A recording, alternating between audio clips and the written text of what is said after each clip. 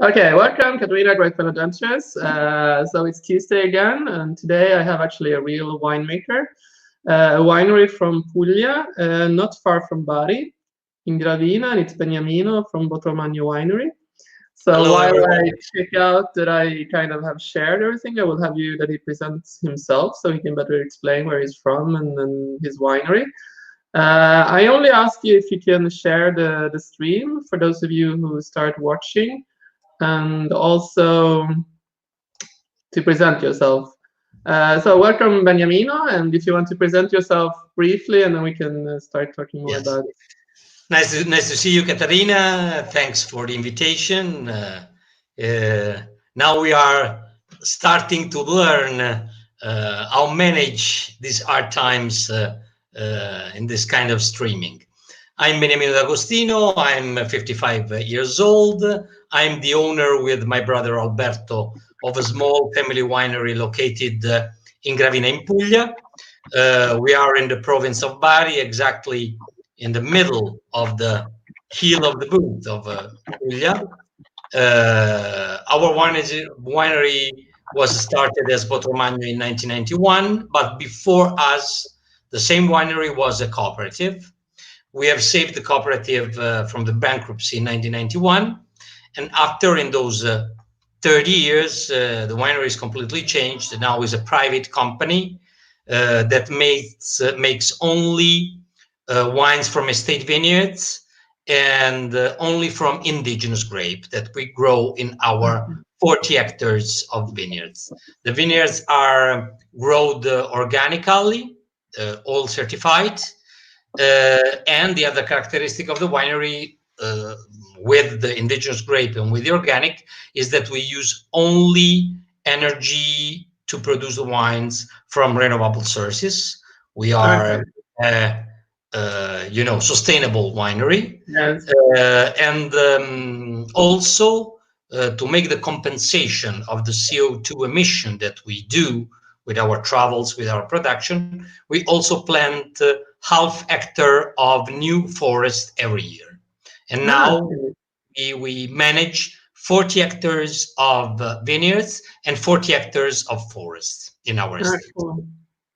Can I just ask a question? Because you said it used to be a cooperative, yes, your winery. So was it a cooperative for the local area, or okay? I have to say, in the Gravina area, the tradition of winemaking is very, very ancient. Think that the first traces of developed viticulture in the area are dated 8th, 9th century before Christ. There is probably the most largest necropolis after Pompeii in this area. Unfortunately, is not valorized as Pompeii.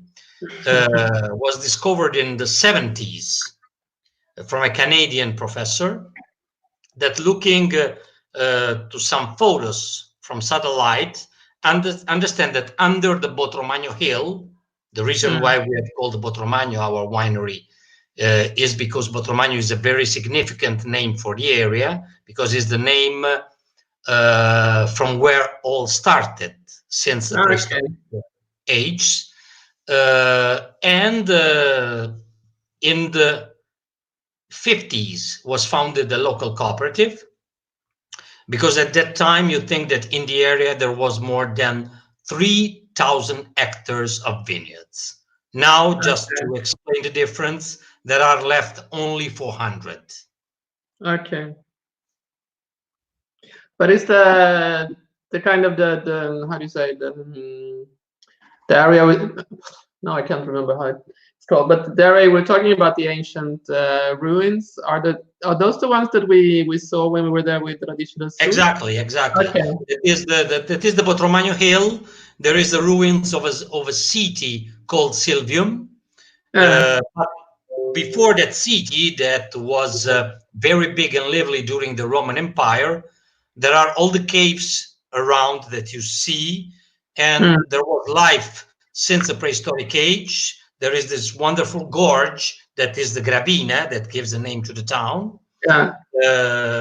And we found paintings of harvest scene on bases founded in the underground of the Botromagno hill. And Oh, those that's cool. bases are dated 6th, 7th, 8th century before Christ. Some of Okay. them are kept in the British Museum. Mm. They are in the wrong how to call it in the wrong area of the museum, because they think that those bases was coming from Taranto area. Okay. That's not true. Most of them are coming from Gravina area. From The the reason Gravina. was why that we do not have a museum here. We send our bases in Taranto Museum, and they have rented this base to the British Okay, to the Museum. British Museum. And they was thinking that the provenance was from Taranto area, but it's wrong. It's from Gravina area. Okay, so we have some people here. We have Mihaela, which is actually in your area. I think she's in Brindisi. Yeah. So hello. And then Hi. we have also from Exotic Wine Travel that I think you also met probably at Radici del Sud 2 or 3 years ago. I don't know if it's Shireen or Matthew. So anyway, that's very interesting because I remember that we also kind of visited the ruins, and then we also went kind of below ground to some sort of exactly, it was the underground Gravina. Yeah, yes. because our area is mostly karst area, you know, is limestone with natural caves in the underground, excavated by the rivers, the underground rivers. Is a very is vocated for viticulture. We call it different Puglia, is Murgia area, because it's the only hilly part of Puglia. You think that all the vineyards have an average between 400 to 600 meters on sea level. And this is so unusual for south of Italy and for Puglia especially, because I think that all the people talking about Puglia think about that we are nearby the sea, very flat, very hot area. No, our area, we are only 6 kilometers far from the border from Basilicata. We are very close to Matera. From my highest vineyard, I see the Voltore volcano. The Voltore volcano is completely different compared to all the other part of Puglia. Even if you make a comparison with the Castel del Monte area, that is very famous for the OC, that is just beside us, is different because it's the same karstic, is Murgia also, but you go up to 400 meters on sea level and it's all flat. My area is very rolling. Okay. So if we then talk a bit more, so what is is the same kind of soil in the vineyards, or does it change something? Mainly is limestone.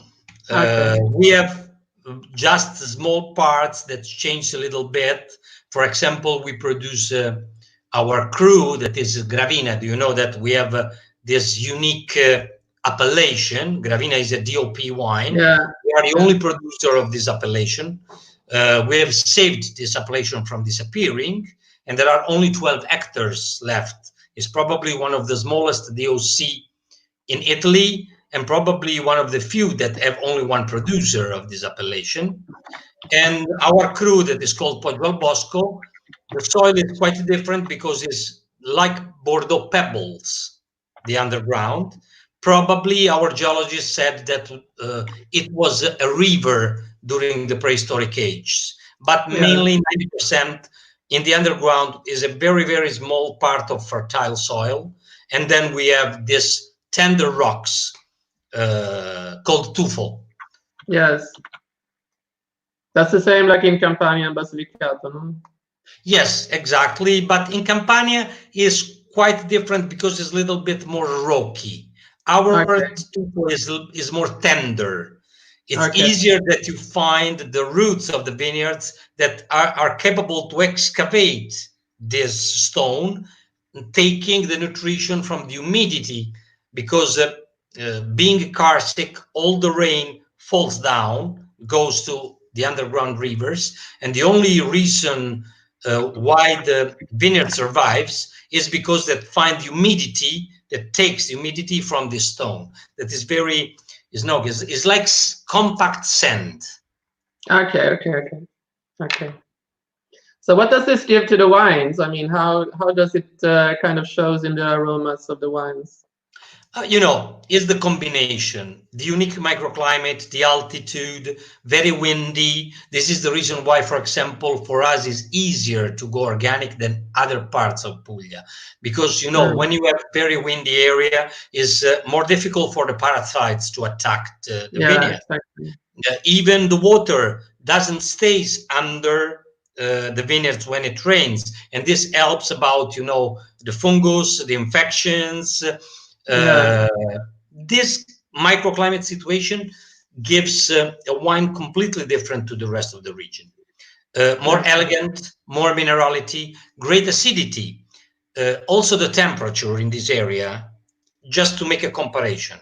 During the summer, for example, in the Salento area or in the northern part in Foggia on the Tavoliere, easily we reach 40 degrees Celsius during the summer.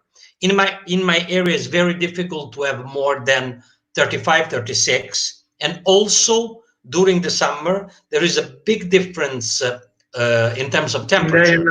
Even during the hottest summers in my area, the temperatures during the night falls down at least 6, 7, 8, 10 degrees compared with the morning. And this is helped a lot in terms of acidity to the wines. Yeah, I can imagine. If I can describe the most important characteristic of the wines of this area are the elegance, the minerality, and the acidity. Okay. Are less powerful in structure, in alcohol, you know. Yeah. No, for sure. No, that's interesting. So if anybody has any questions, feel free to ask them. You can also ask them in Italian. There's no problem. Absolutely. For those of you who are following in Italian. So I don't know. Do you want to talk a bit about the different grape varieties that you grow? I mean, because sure, like you said, you're focused on indigenous. All grapes that we have here are native from Greece. We have Greco, and you know the name is coming from Greece. We have Fiano. We have Aglianico. Obviously, I said we are exactly 6 kilometers from the border with Basilicata, and most of the growers in the past in Gravina have half of their estates in Puglia and half of their estates in Basilicata. Okay.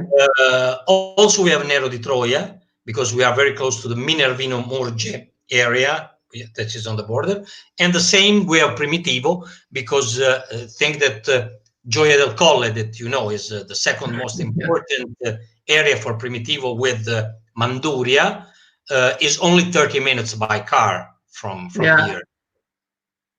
And all those grapes was imported from Greece, and they've founded the perfect habitat in this area. Again, thanks to the unique microclimate situation.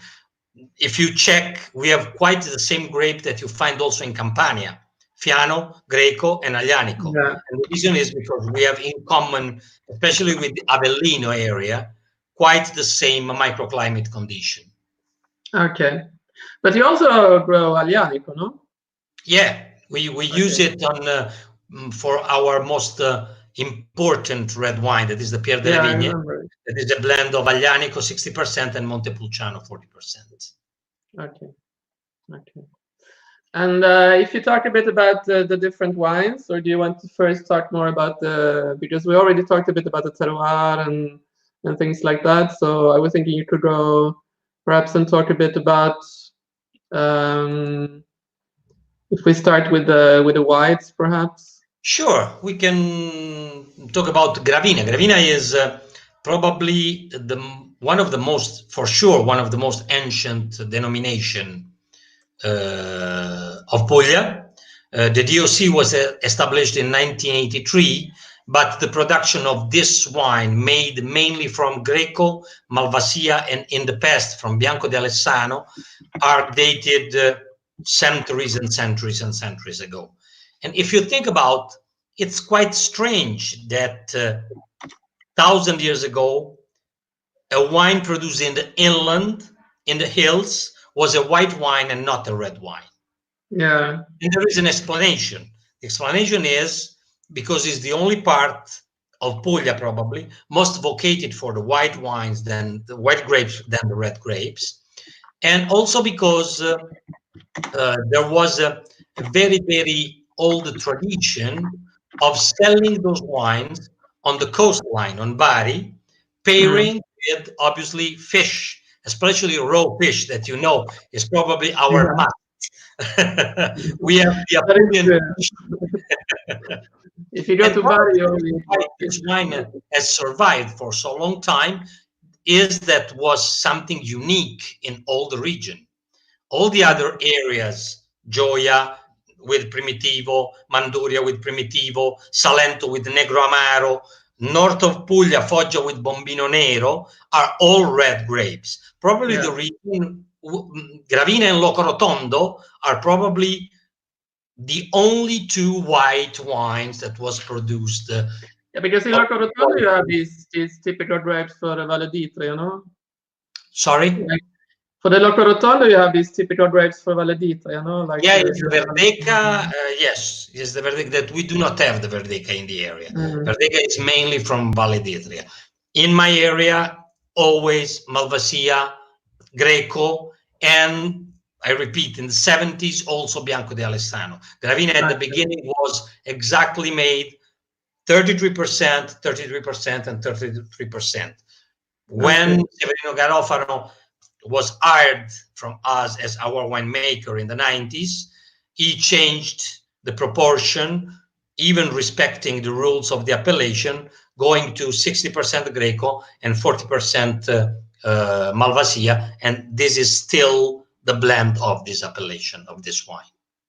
Okay. So we're just trying to say hello to someone. So there's Debbie. She's I think, wine writer and sommelier from the US. Hi, And Debbie. Antonella, che probabilmente Ciao, Antonella. conosci. E poi c'è un altro, Cesare. So, I mean, so the area is known for the white wines, and you said this Gravina DOC, and so you are, as you mentioned, the only producer who produces this? Exactly. We are the only one that still continue producing the Gravina, not in few quantity. The production of the winery in total is around 300,000 bottles per year, and 20% of them are still Gravina. Gravina is sold now in, I think, I'm not updated, but I think something like 8 to 10 countries in the world. And yeah, and it's I'm so proud about that, I have to say, because it has the name of my town, my hometown, the hometown of the entire my family. I'm so proud that I have saved, but you can imagine it's difficult because on one But side, how do you present this wine abroad when you sell it? I mean, of course it's something unique, so it's easy in that way, but still, you know, it's not that easy to get people to be interested in something when it's not very well known. you know, like all the things in life, it's there are the two faces of the same coin. You know, it's very difficult because, for example, this year are 20 years that I'm selling this Gravina Bianco in United States, 25 years that I'm selling the Gravina Bianco in UK, and after 25 years, I'm still continuing explaining what is Gravina.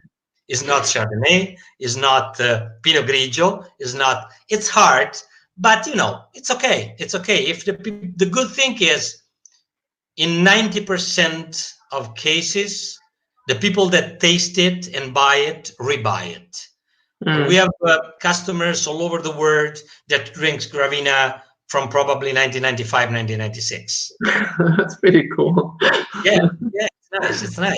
You know, if you think about the restaurant in New York, they are probably the most unfaithful customers of the world. But I'm so proud to say that there are restaurants in Manhattan, restaurant in Connecticut that are on their list, Gravina Bianco, since 1996 and never changed it. That's pretty impressive, though. Yeah, it's difficult, I repeat, because every time that I have a tasting, every time people came and said, Gravina, which kind of grape is, you know, because especially in some countries, the name of the wine for them have to be the name of the grape. Yeah. But it's okay. For me, it's okay. I like it because give me the opportunity every time to talk about my town, the history of the town. You know, it's good. It's challenging, but I like it. But so how come that there's only one producer? I mean, how many wineries are there in Gravina? Gravina, at the moment, there are 3 different wineries. Okay, But so the other, probably for bureaucratic reason, okay. and probably for, you know, it's difficult to have a competition in the same DOC when you have a competitor that is on the market until 30 years before you know. But Yeah. for me, the main reason is connected with the bureaucracy, because, you know, it's not easy in Italy to manage. It's more easier to manage an EGP than in DOC or DOP. That is true. That is true. As you want to call it. I think the reason mainly is the bureaucracy, and then because they understand that it's not easy to fight with Botromagno Gravina Bianco. Well, that's cool. So, any of the other wines that you think are? I mean, they're all particular. I Yeah, mean, after the Gravina, that obviously was the first wine that we have produced since 1991, following the tradition of the cooperative. With Severino at the beginning and with the actual winemaker that is Goffredo Agostini, we have started to make a completely different viticulture in the area. Before the cooperative, huge quantities, different training methods, mainly tendone in the fields. When we arrived, completely changed. We have bought the most interesting old vineyards from the old firm of the cooperative. We have replanted a lot of new vineyards in the most right places with the right exposition. And now we make the vinification of every single vineyard. You think that we have 40 hectares, but divided, splitted in 10 different vineyards. And the reason of this splitting are mainly 2. The first one, we have choose the best exposition. And the second one, we are in a very, very safe area, an icy area for the viticulture. But every year, at the end of the summer, just before picking, we have problem with hail when the season changes. And in this way, our old growers have, I have learned from the old growers, then you need to split, because the hail is like stripes, you know. If you have all the vineyards concentrated and the ripe hail destroy completely your grapes. In this way, I say, you can save the other areas. When happened, I have lost maximum 10% of the production, never more than that. And you know, this is the way that we grow. And now we produce a Greco 100% from a local clone of Greco called Greco Mascolino, that is completely different from Greco di Tufo and Greco di Bianco, or Grechetto, or the other one. We produce also a Passito 100% from Malvasia. You have tasted it, the Gravisano. It's from Malvasia dried on the wrecks like Amarone. And also recently we have introduced in the area a small quantity of Falanghina, and we produce also 100% wine from Falanghina. Did you produce that 3 years ago? I think I tasted it. Yes, I think so. We have started in 2017. Okay. Yes. But I also remember you did the Verdeca. We do the Verdeca Spumante, yes. But we don't do it because we make the, I don't know the word in English. You send it away to, yeah, outside the winery. It's a very small production, 10,000 bottles per year, sold mainly locally, because there is a very, very old tradition about this wine in the area. Okay. No, I remember it was nice as an aperitivo. Yeah, it's very easy to drink. Is you know, is yeah, the people likes it. I repeat, There is very small production, and we cannot afford the investment to make the sparkling wine in the winery with that quantity of grapes. And this is the reason No, why I send it to a very close friend of mine in the Valdobbiadene area, and they make it for me with my grapes. that's fairly normal. I think most people in Tuscany does like that too, so it's Exactly. normal. No, I remember the Falanghina, and I don't know, but the Malvasia, what kind of Malvasia is it? Malvasia is a clone of Malvasia lunga. Okay, okay. The grape is very, very long. Yeah. Some experts say that it's very similar to Malvasia lunga del Chianti, but I disagree. I picked some vines from there to replicate. It's completely different. Just the shape of the bunch is similar, but the skin, our skin, is absolutely more thicker. The Malvasia is less aromatic than the Malvasia del Chianti. It's completely different. Because also in Umbria they have a Malvasia lunga, I discovered now. It was a bit more aromatic. It's also different. It's also different. It's quite the same of the Greco that I said to you before. Probably this came from so many crossing of grapes. For sure. Yeah. For sure. So I don't know, should we talk a bit about rosé wines? Because I know you have two different rosé wines. Yeah, yeah. As you know, rosé is a great tradition in Puglia. Yeah. I have started producing rosé in 1991 with a rosé called Silvium, after the name of the ancient city that was called Silvium. Silvium, the name of this city, just another step back to the history of the area. In Latin means forest. And the reason why, because we have in the area the biggest, the most important green lung of central part of Puglia, is a forest now is like 3,000 hectares, but in the past that was more than 66,000 hectares of forest. Okay. Yeah. And this rosé was made 100% from Nero di Toroia. We used to make two different rosé, one from Montepulciano, that is the most young grape of the area, because it was introduced 800 years ago from Benedictine monks in the area, from Abruzzi. And the Nero di Troia, that is probably the most ancient red grape of the area. Completely two different styles, more smooth, the Silvium with Montepulciano, with lively tannins, the natural tannins of Nero di Troia, the rosé that is called Rosé di Lulu, that is dedicated to my daughter. Yeah, I tasted that one, I think, well, last year. Yeah, last year. The year before, perhaps. Yeah, yeah.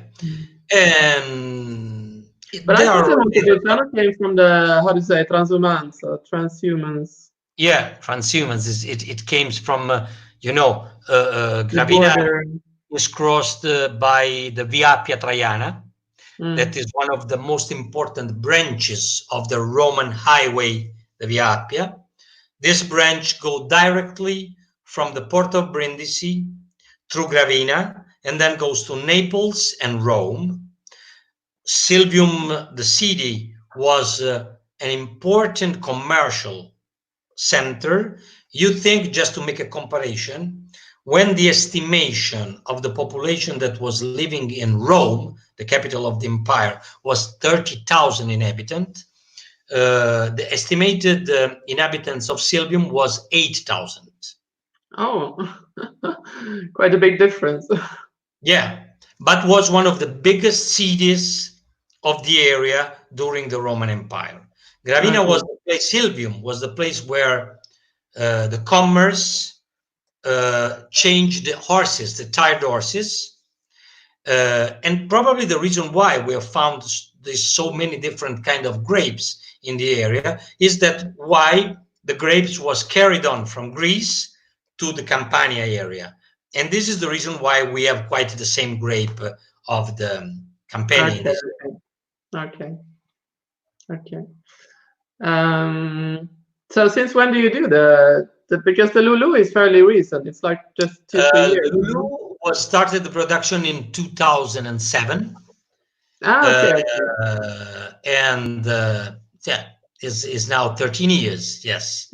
But recently, the rosé. You think my daughter has 16 years old, and because I thought there was a new rosé also 2 years ago.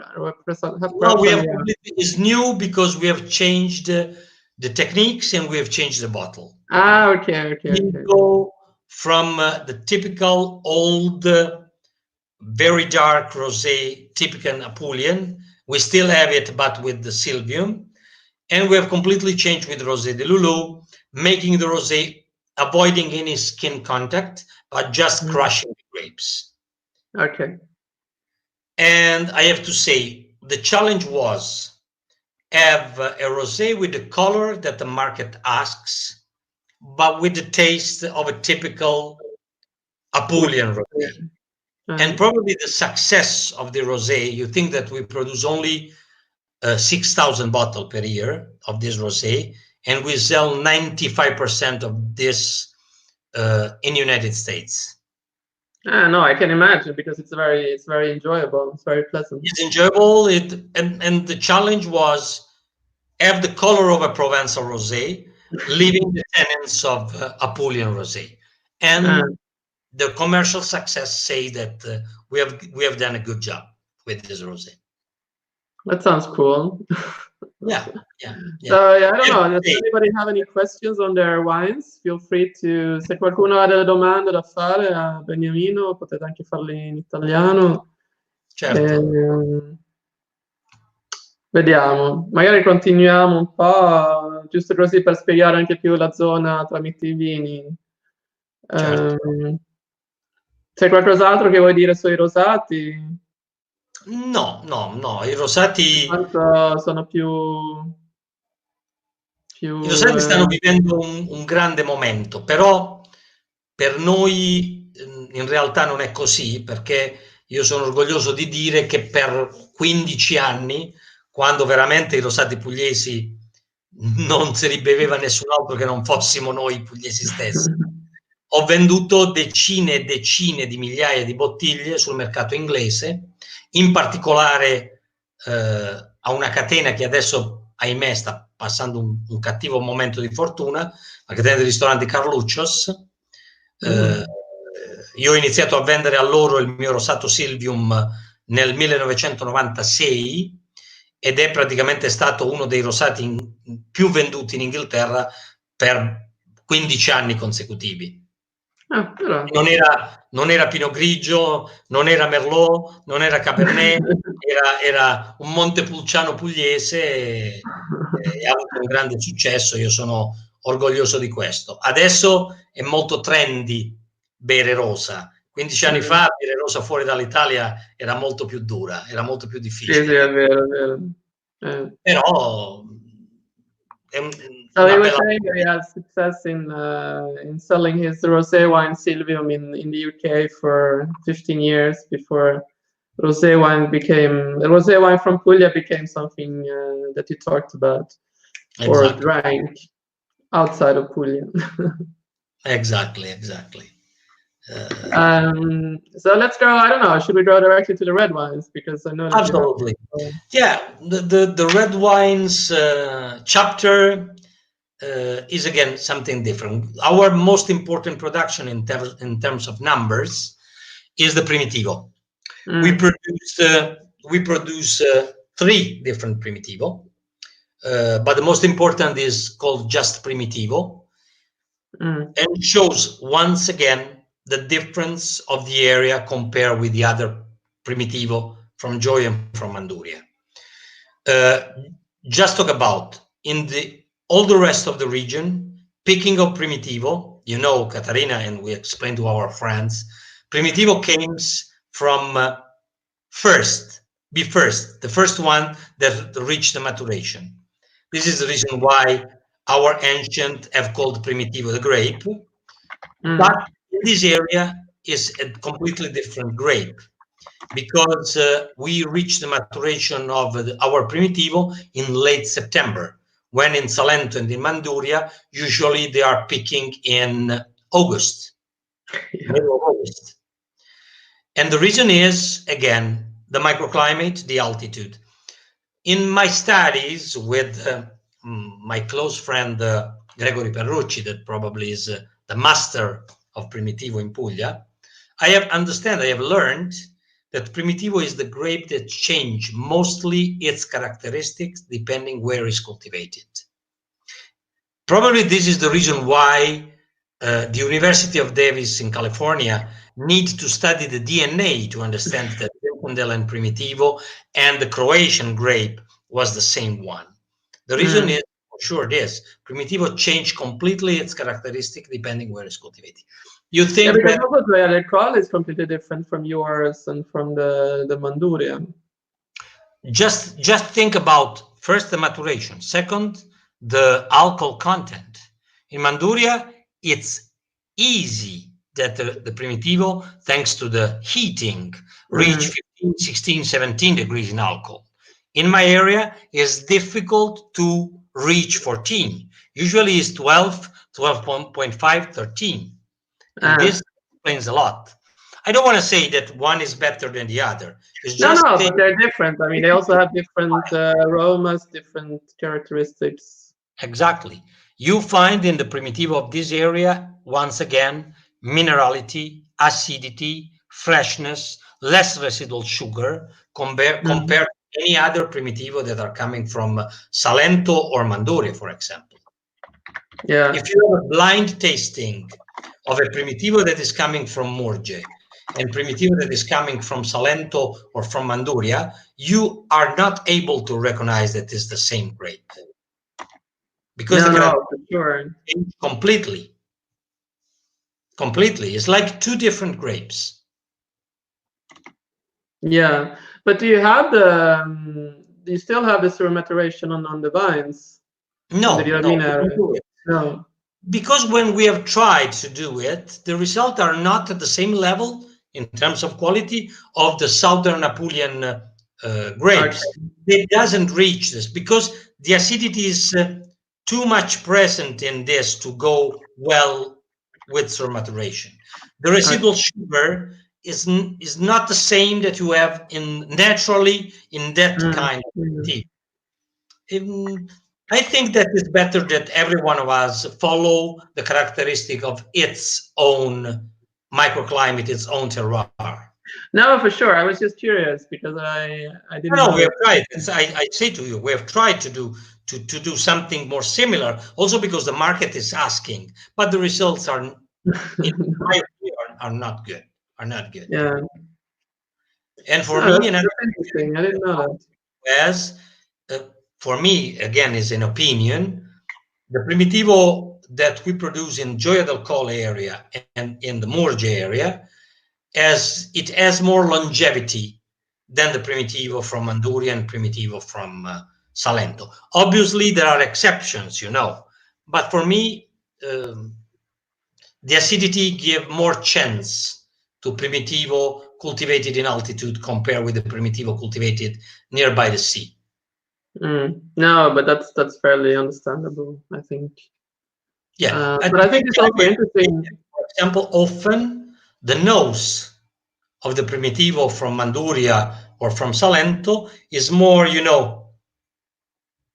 don't want to say aggressive, it's more round in the nose. Yeah, at the first sight with the nose, if you have a Primitivo from my area, you say, okay, it's good. If you have a Primitivo from southern part, thanks to the heating, you say, wow, there's a fruit bomb, something like that. Probably in the blind tasting, they have more chances than us. Probably our wine is more fitted to go with food than that one. But I think that's also probably because people are so used to a certain kind of Primitivo, which is the one in Manduria or Salento. So it's also, that's my experience when I did these blind tastings with people who thought they knew Primitivo, but then they realized they didn't know Primitivo because they knew one version of the Primitivo. I agree, absolutely. But I think it's not easy either to know all the. Something like 36 to 40,000 bottles of Primitivo every year. And I have to say, this is the wine that I sell easily because it's Primitivo, but I resell easily to the Horeca and to the restaurant all over the world because it's more fitted for food than the other Primitivo that have more higher residual sugar, more extracts, something like that. The people talking about USA or UK, that are my two most important markets, love to drink the boldest Primitivo outside the meal, talking with friends to the bar, relaxing on the couch at home, and loves my style of Primitivo when they are at restaurant. But that's also a bit like Damarone, no? That it's difficult to pair with food because it's so bold that it's Exactly. too powerful. Exactly. It's the same experience. Well, that's understandable. But you also have like Aglianico and Nero di Troia, so I don't know. Perhaps if we talk a bit about the Nero di Troia, perhaps, because I know that perhaps some Americans here.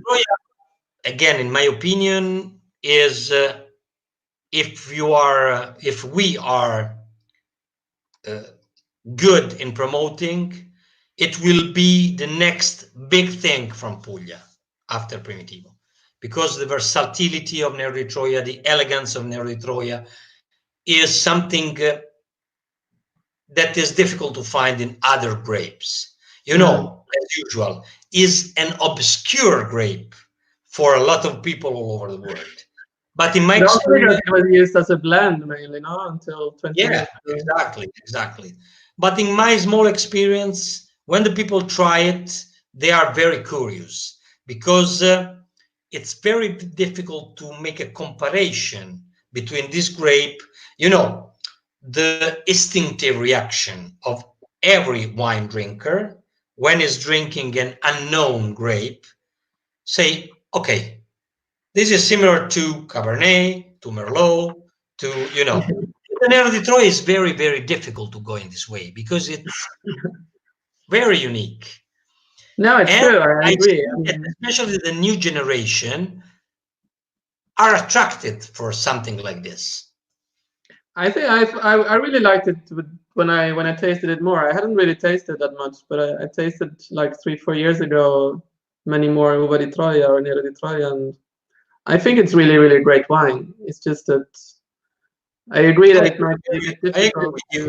I agree with you. The problem is that the work is just at the beginning. Yeah. We need to make in Puglia clonal selection because there are so many different Uva di Troia grapes, and not all of them are fitted to make great quality wines. That is true. But I think this is a wine that if we have faith, if we continue investing in quality, can give to us great satisfaction, because it's a wine. I love it. I have to say, it's the wine that usually I drink at home. Yeah, no, I can understand that. So there's a question. So there's Katie Jen Sheffer who asks about your Malvasia Pacita. If it's like a Vinsanto or no, it's more, you know, Malvasia delle Lipari or something like that.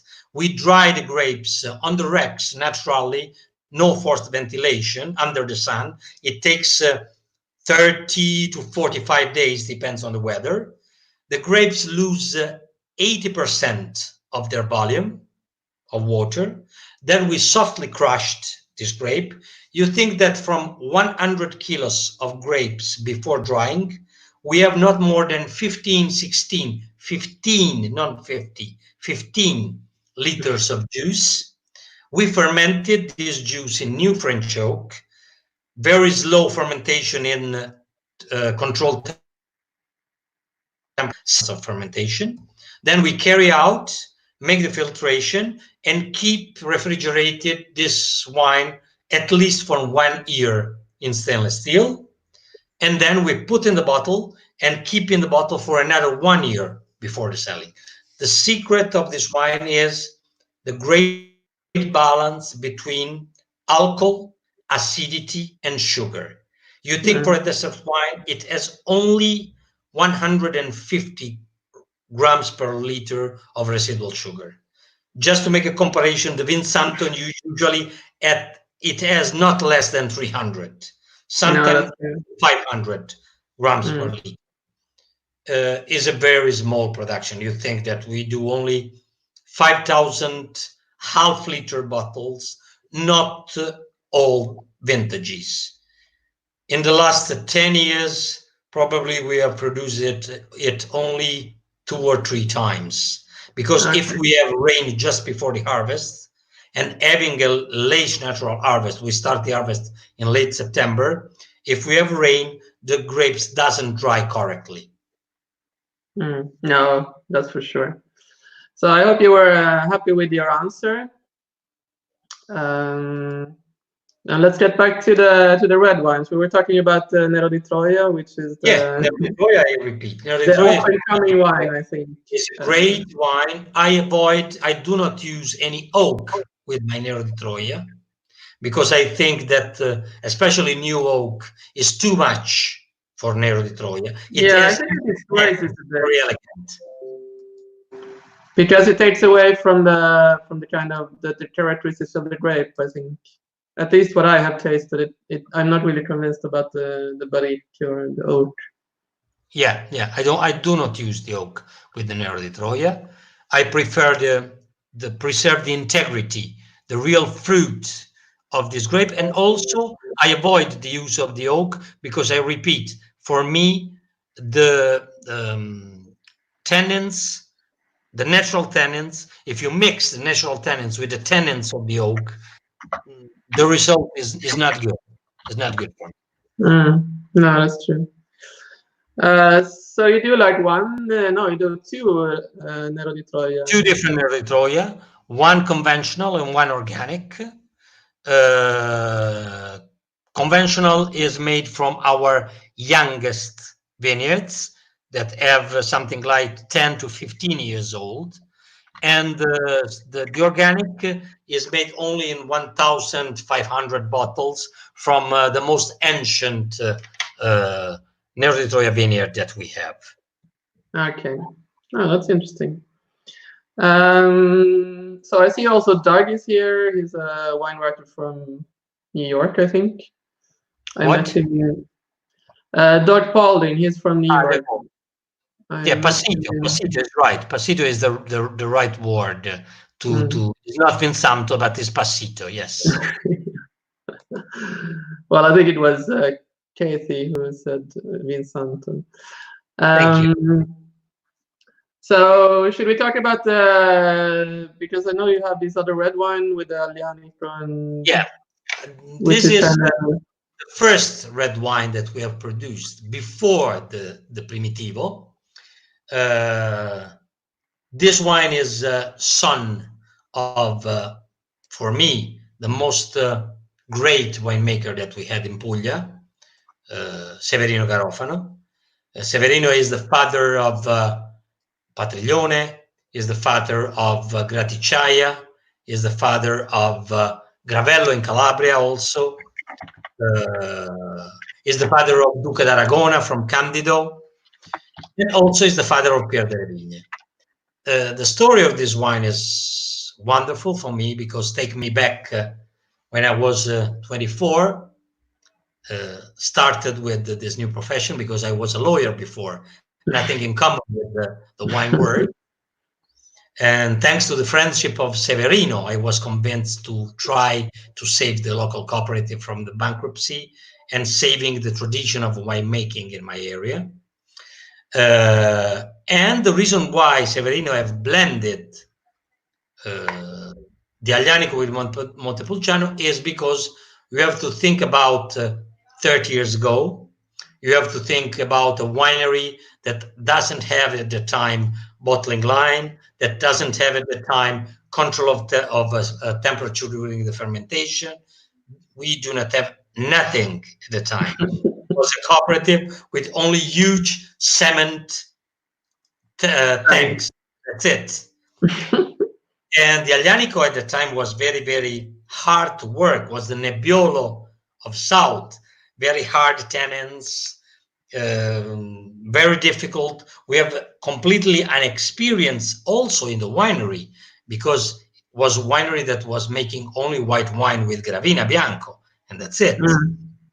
And the easiest way was to take this great Aglianico and blend with the most soft grape that we have in the area. That was Montepulciano. We have started using the oak in 1991 in the winery, small French batches, Allier medium toasted, and nobody can understand that after 30 years, this wine can be considered a classic from Puglia, one of the most important red wine with Falcone, with Patriglione, with Duca d'Aragona, and so on. Great respect for all the great red wines that arrived after, but it is a masterpiece from my beloved friend Severino. No, it's a very good wine. For those of you who haven't tasted, you should look it up, because it's a very, very interesting wine. Yeah. I'm so proud again that since 1991, I'm still meeting customers of Botromagno that are still saving some bottle from every single new vintage that is coming out. I know all of them, and they have 6 bottles of 91 still in their cellar, 12 bottles of 2000, and so on. And sometimes we meet each other. We have a small Pierre de la Vigne club. We make vertical tasting. They have vintages that I do not have still in my winery. Also because I have to admit, at the beginning, I have no culture about that. I do not have saved the first vintages in enough quantity to have a library. And thanks God, some of my customers have done it for me. And that's cool. Meeting, and we make the tasting. And what is great is that it's still 91 bottles, 94 bottles are still in great condition. But is it there also a question of the acidity, minerality, and the microclimate? First of all, is the characteristic of the Aglianico that is fitted to age well in time. And also, one of the main reasons is the acidity that is still present in all those bottles. It's very, very rare to find an old bottle of Pierre de la Vigne that is gone. And often what happens is not on the wine, but is on the cork. Okay, yeah, that I can believe. Anything else you want to say about wine? Otherwise, I think we would ask towards the end here a question about food, because I think everybody's probably curious about what's the typical dishes of Gravina. Gravina is I don't say it. Gravina is considered from all the people of the province of Bari, and in the last 10 years, thanks to the huge quantity of tourism that is coming in my region, is considered literally an heaven for food. We have this wonderful cardoncelli mushrooms that grows only in this area. We have a Presidio slow food, the Pallone di Gravina, that is considered one of the best non-aged cheeses from Puglia. We have this wonderful handmade pasta, orecchiette and cavatelli, made mainly from Senatore Cappelli. I don't know if you know, Caterina, but Gravina area is considered top level quality of durum wheat production in the world. I thought that was further north, towards the what's it called? Tavoliere. No. Tavoliere is the most important in terms of quantity. But not quality. But in terms of quality, the durum wheat, mainly Senatore Cappelli, that came from this area, because... okay, no, I didn't know that. No, because the yield per hectare of this area is absolutely lower if you compare with the Tavoliere delle Puglie, because we do not have the same quantity of water, more flat, but the quality, the most important pasta industry from Gragnano, the Benedetto Cavalieri, buy the grain, the durum wheat from this area. because Okay. the gluten content, the consistency is considered the top in terms of quality from not only from Puglia, from all south of Italy. See, no, that I knew. And you know, with this cardoncelli, with this pasta, it's very easy to be a mecca for the food lovers. We do not have, I have to say, we do not have any star Michelin, and there is a reason, an explanation also for this. We have not anything against the star Michelin, but the people that are coming eating in Gravina doesn't feel comfortable in that kind of restaurant. They want the authentic trattoria. They want to feel like they stay at home. They do not like the formality. They want to know from where from the ingredients are coming. And they are absolutely amazed that most of the restaurants in Gravina have their, and I'm not lying, they have their own durum wheat partner, their own cheese partner, their own ricotta maker, their own, because we do not have any industrial producer. They are all small producer that do just enough quantity to serve one restaurant and the family, and that's it. Oh, that's cool. I didn't know that. Unicity and this is what the people that are coming and visiting Gravina are searching. Yeah, I can imagine that. I mean, we only ate at your place, so I don't really know. I haven't been to a restaurant in Gravina. No. Next time, Next time. No. I say it's art in Gravina. It's art. You don't need suggestion. You don't need to ask to me. Give me a suggestion where I have to go to eat. It's truly difficult to eat bad here. Truly difficult. No, I can imagine that. But also, I mean, I think the part of Gravina that center I saw, it seemed very kind of laid back. It doesn't seem like a place where you would find the Michelin level of restaurants. It seemed more kind of. No, I have to say, someone have tried to make some fine dining in the area, but no success. It's not the people what the people are searching here. A lot of them have tried because they want to diversify. Because you have to say, Gravina, it has 42,000 inhabitants, but Gravina has more than 45 restaurants. Really? Yeah. That's a lot. That's a lot. And every weekend, it's hard to find a spot to stay there. Saturday night, Friday night, Saturday night, and Sunday lunch. No way if you have no ever reservation. But also because the people are from the surrounding areas come? Or? Yeah, exactly. Okay. Mainly from Bari, from the capital, are the people that are coming here, because Gravina is very, very famous for the food and for the wine. But before the food, I have to say, I'm arrived after. The food lovers loves Gravina, and after the great success of Puglia, as you know, a touristic area, huge quantity of people from the coast come to Gravina, and obviously after, when Matera became famous about UNESCO, the tourism, the food tourism here was exploded.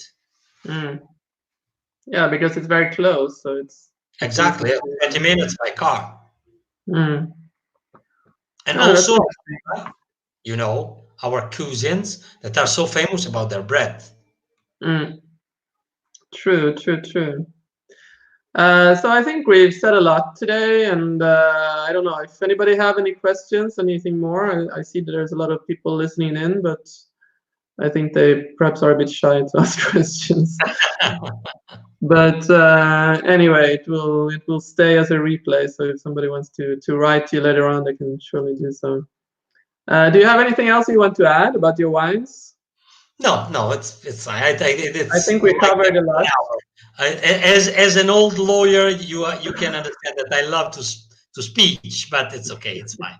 No, it's okay. I think that I hope that we have given to the people that was listening us, that are listening us, good information about the area, about wines. No, I think we talked about a lot of things. You talked about a lot of things, and you covered kind of the whole area through the wines. So I think that was good. You also talked about the history of Gravina, and then now we mentioned some about the food. So I think it's fairly complete, no? And I think that anybody who is curious probably should go and visit you because it is really Hope soon. Hope soon. Hope this lockdown. well when this period is over. I mean, not right now, but when we are free of the virus, then Exactly. so if nobody have any questions, I mean, everybody who listened in, if you want to, I dropped the link to their website. So if you want to write them or ask something else, you can do so. I don't know if there's a question. Ah no, c'è Antonella che dice ciao. Ciao Antonella.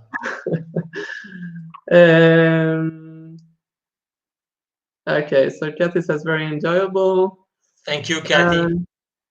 So thank you, Beniamino, and you can stay on for a while because I will just close down the live stream. So next Tuesday, I'm not sure about the guest yet. It might be a winery from Veneto, and otherwise it might be something else. I don't know yet. I will have a confirmation in the next few days. So see you next Tuesday, and thank you for listening in today. And thank you, Beniamino. Thank you, Caterina. Thank you so much for the opportunity. Stay safe. You too. Ciao. Ciao.